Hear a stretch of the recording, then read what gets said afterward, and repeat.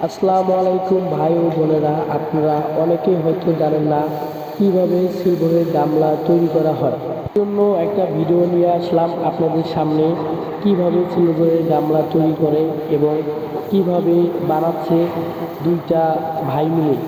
এক ভাই হেলপারি করতেছে, এক ভাই মাল তৈরি করতেছে। তো আপনারা শেষ পর্যন্ত দেখতে থাকুন কিভাবে আমাদের এই ভাইটি গামলাটি তৈরি করে।